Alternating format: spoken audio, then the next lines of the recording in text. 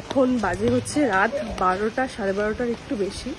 এই জাস্ট আমি ফিরছি, এখনো অব্দি ঘরে ঢুকতে পারিনি। আর প্রচুর মারাত্মক বৃষ্টি বাইরে, মারাত্মক রীতিমতো।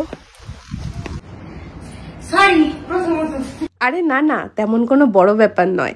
ব্রাইডের একটা ছোট্ট সরি আর আমার এতটা রাত করে বাড়ি ফেরা, দুটোর মধ্যে রিলেশন কোথায় বলো তো? তাহলে বলছি শোনো, বেশ কয়েক মাস আগে কুসুমিতা দি কল্যাণী থেকে আমাকে বুকিং করেছিল। সেদিন যে স্টোরিটা দিয়েছিলাম কল্যাণী ঘোষপাড়াতে, তাতে অনেকেই আমাকে মেসেজ করেছিলে যে দিদি আমার এখানে আসো, আমার বাড়িতে ঘুরে যাও। তবে কি বলো তো, কাজের জন্য আর যেতে পারিনি। আর এই যে দেখো ব্রাইডের লোকেশনে চলে এসেছি, ভীষণ সুন্দর করে সাজানো হচ্ছিল, একদম যেন বাংলা থিম, মানে বাংলা বিয়ে যেভাবে পাতি কথায় বলে। তো এখানে ব্রাইড আসছিল না দেখে আমি আর তনুশ্রী, মানে আমার একটা হেল্পিং হ্যান্ড বলতে পারো, খুব ভালো হেল্প করে, অ্যাসিস্ট করে। তো ওকে নিয়ে আমি গেছিলাম কুসুমিতাদির বাড়িতে, মানে কল্যাণীতে। তো ব্রাইড আসছিল না, আর আমি এখানে ফুলগুলোকে একটা একটা করে সেট করে রাখছিলাম যাতে আসলেই আমি রেডি করতে পারি। সরি আমি শুনবো না। 4টে না, তুমি যে 40 মিনিট ওখানে দাঁড় করিয়েছো, এটা যদি আমি জানতাম, আমি সত্যি এটা জানিনি। আমিও ইউটিউবার হয়ে যাবো, ফেমাস হয়ে যাবো। ফেমাস হবে দেরি করার জন্য। অনেক ডাকাডাকির পর দিদির মনে হলো যে না, এবার যদি না যাই তাহলে মৈত্রী হয়তো আমাকে না সাজিয়েই চলে যাবে। আর সত্যি সত্যি আমার এত রাগ হচ্ছিল, আমার মুখটা তোমরা দেখো, আমি তো রেগে প্রায় বোম। মানে আর 1 মিনিটও যদি লেট হয় তাহলে হয়তো আমি সত্যিই চলে আসতাম সেখান থেকে। আর এই যে আসার সাথে সাথে ফার্স্ট আমি শাড়িটা পরিয়ে দিই। শাড়িটা আমি প্রথমেই পরাতাম না, কারণ হ্যাঁ লেট হয়ে যাচ্ছিল, লোকজন ঘরে ঢুকে যাবে, সেই জন্য আমি শাড়িটাকে আগেই পরিয়ে দিই। গালে একটু কনকা চাইছি, মার কপালে তো থাকবে, গালেও চাইছি, তাই একটু সাবেকিয়ানার মধ্যে, যেটা আমাকে ভালো লাগবে। ব্যাস, চোখ দুটোকে একটু সুন্দর করে করে দেবে। তুমি তোমার হ্যাঁ যদি ভালো লাগে তোমার মুখে আসে তার জন্য আসবে, চোখগুলো এমনি বড়, তাই জন্য তুমি এরকম করে দেবে, ঠিক আছে? আর আমার চুলটাকে একটু ম্যানেজ করে দিবে, কপালটা তো বড়। কেমন লাগছে এটা? দারুণ লাগছে, ভালো লাগে। প্রথমবার, চলো নেক্সট ট্রাই। এরকম পাকাচ্ছে চোখের জায়গাটা, এক্স্যাক্টলি এরকম করে পাকাচ্ছে। হয়ে গেছে। বিশাল বড় একটা যুদ্ধ জয় করার পর মানুষের মনে যতটা আনন্দ হয়, দিদির এখানে লেন্স পরার পর ঠিক ততটা বেশি আনন্দ হচ্ছিল। আর এত বেশি এক্সাইটেড হয়ে গেছে শুধুমাত্র একটা সামান্য লেন্স নিয়ে, সেটা সত্যিই দেখার মতো। আমার তো সাজাতে গিয়ে বেশ মজা হচ্ছিল, কিন্তু একটা সমস্যাও সাথে হচ্ছিল, এত টকেটিভ, মানে এত কথা বলে যে আমি মুখ বন্ধ কিছুতেই করাতে পারছিলাম না। এখানে দেখো কনস্ট্যান্ট দিদি কথা বলেই যাচ্ছিল। আমি যতই বলি যে দিদি একটু চুপ করো, একটু করতে দাও, দিদি সেটা কিছুক্ষণ মানে, বাট তারপরে আবার ভুলে যায়। তো ব্যাপারটা আমরা ভীষণ মজা করছিলাম, সাথে কাজটাও করতে বোর ফিল হচ্ছিল না।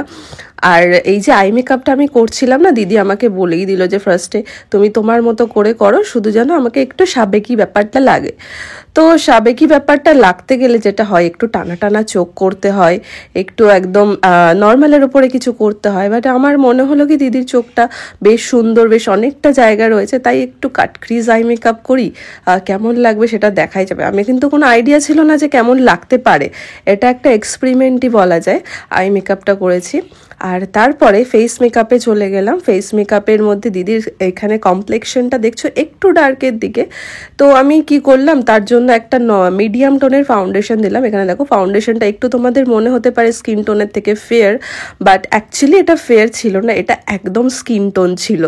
তো আমি যদি দিদির একদম বরাবর স্কিন টোন দিতাম, সেটা কিছুক্ষণ পর অক্সিডাইজ হতো, তার ফলে কিন্তু দেখতে আরও বেশি কালো কালো লাগতো।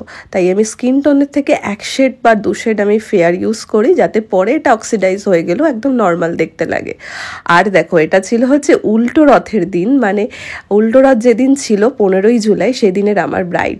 আর এই যে জিনিসটা দেখার সৌভাগ্য আমারও হয়ে গেল, কারণ এবছর রথের দিন, আগের রথের মানে সোজা রথের দিনও আমার কাজ ছিল, আর উল্টো রথের দিনও কাজ ছিল, যার কারণে আমি কোনো রথ দেখতে পারিনি। এবার জয় জগন্নাথ বলে আমরা আবার মেকআপ করতে বসতে শুরু করলাম। এরই মধ্যে দেখো আমি কলকাটাও করে নিয়েছি। কলকাটা একটু অন্য ধরনের করেছি, মানে কিছুটা কপাল জুড়ে আর কিছুটা গাল জুড়ে। তো দিদির যে ইচ্ছা ছিল যে এরকম কিছু একটা গালেও আমার করে দেওয়া হোক, তো গাল গালে করে দেওয়ার জন্য বেশ কিছুটা সময় দরকার, আবারও বলছি, তার জন্য দিদি আমার অনেক লেট, আর তার জন্য আমারও বাড়ি ফিরতে অনেকটা দেরি হয়েছিল। এই যে দেখো গালের কলকাটা, অল ওভার কলকাটা। যারা যারা আমার কলকাটা পছন্দ করো একটু কমেন্টে বলো তো কারা পছন্দ করো, আমি একটু দেখতে চাই আজকে। শুধুমাত্র কলকার জন্য একটা কমেন্ট করো প্লিজ। আর হেয়ার স্টাইলটা দেখো দিদির, এই যে লেন্থটা না, এই লেন্থটা কিন্তু ভীষণই শর্ট হেয়ার। তো এবার শর্ট হেয়ারে আমি কি করে একটা হেয়ার স্টাইল করবো সেটাই হচ্ছে একটা কথা। তো দেখতে থাকো আমি কিভাবে হেয়ার স্টাইলটা করি। ফার্স্টে আমি ব্যাক কম করে নিচ্ছিলাম যাতে চুলটা একটু বাউন্সি বাউন্সি লাগে। আর দিদির মেন ক্রাইটেরিয়া ছিল আমার কপালটা যেন না বড় লাগে। এখানে তোমরা দেখতে পাচ্ছ যে কপালটা কিন্তু এখনও স্টিল চওড়া লাগছে। এবার এখানে আমি এমন কিছু করব যাতে কপালটা ছোট হয়ে যায়, মানে কপালটা ছোট লাগে দেখতে। এরকম যাদের বড় বড় কপাল রয়েছে তারা কিন্তু একদম টেনশন করো না যে আমার কি হবে, আমার কি তাহলে এরকমই দেখতে লাগবে, তা একদমই কিন্তু নয়। কপাল ঢাকার জন্য ফার্স্ট যেটা করতে হয় সেটা হচ্ছে একটু টায়রা টিকলি কিনতে হবে, যেটা সাইড দিয়ে যেটা থাকে, এই টায়রা টিকলি যেটাকে বলে, এটা অবশ্যই ক্যারি করো। এটাতে কিন্তু কপালটা অনেকটা বেশি কম দেখায়। আর তারপরে হেয়ার স্টাইলটা কিছুটা এমন করতে হবে যাতে চুলটা একটু কপালের সামনের দিকে থাকে। এখনো অবধি কিন্তু আমি চুলটা ভালো করে সেট করিনি, জাস্ট একটা হালকা পাফের ওপরে বেঁধেছিলাম। তারপর আমি যেটা করলাম, জুয়েলারিগুলো পরিয়ে দিচ্ছিলাম একটা একটা করে। তারপর বাকি ওড়না যা যা ছিল আর কি সবটা কমপ্লিট করার পর আমি বাকি চুলটায় হাত দিই। আর এই যে দেখো কমপ্লিট লুকসটা, যেটা চুলটা আমি অনেকটা বেশি কভার করে দিয়েছি সামনে থেকে, আর কিন্তু একদম বড় দেখাচ্ছে না। অ্যান্ড ওভারঅল এই মেকআপটা তোমাদের কেমন লাগছে জানিও। আমার তো ভীষণ সুন্দর লাগছিল, আর প্রত্যেকের ইচ অ্যান্ড এভরি ওয়ান প্রত্যেকের এই মেকআপটা সুন্দর লেগেছে, যেটা কিনা আমার বড় একটা অ্যাচিভমেন্ট আবারও। তো থ্যাঙ্কস টু এভরি ওয়ান যারা কাজটাকে পছন্দ করেছো, বাড়ির লোক থেকে শুরু করে দিদির হাজব্যান্ড, সবাই। তো আমি যেহেতু রিসেপশনে গেছিলাম তো তখনই আমাকে রিভিউটা দিয়েছিল। আর তোমাদের কেমন লাগলো সেটা কিন্তু জানিও। দেখো এখানেও শান্তি নেই, এখানেও জোরে জোরে কথা বলছে কারো একটা সাথে। তো আমি বললাম একটু চুপ করো, একটু আমাকে ভিডিওটা অ্যাটলিস্ট নিতে দাও এই সময়টায়। জানি তোমার তাড়াহুড়ো, বাট আমার জন্যও তো এটা ইম্পর্টেন্ট। তো দিদি আমাকে তো সময় দিচ্ছিল, আর সাথে একটু দিদির ব্যস্ততাটাও ছিল। আর প্রত্যেকবারের মতো তোমাদের থেকেও একটা রিভিউ নিতে চাই। প্লিজ একটা রিভিউ বা একটা কমেন্ট করে বলো যে তোমাদের এই মেকআপটা কেমন লাগলো। আর তারপর দিদিকে ছেড়ে দিলাম একদম স্টেজে সবাই ভিড় করে দিল, আর আমি কোনো ফটো নিতে পারলাম না।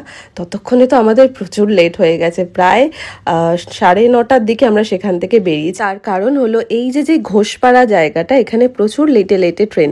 তো আমি তনুশ্রীকে বললাম, তনুশ্রী দৌড়াও, আমরা কিন্তু ট্রেন পাবো না নয়তো। তো বাড়ি থেকেই আমাদের একটা গাড়ি করে দিয়েছিল, সেটা স্টেশন অবধি গেছিল। আর এটা ছিল কল্যাণী স্টেশন, যেখানে অ্যাভেইলেবল ট্রেন ছিল। কিন্তু আমাদের একটা ভুল ডিসিশনের জন্য রাত 12টার সময় বাড়িতে পৌঁছাতে হয়। চলো এই অবধি টাটা সবাইকে। পুরো ভিডিওটা দেখে তোমাদের কেমন লাগলো জানাও কিন্তু এক্ষুনি। টাটা।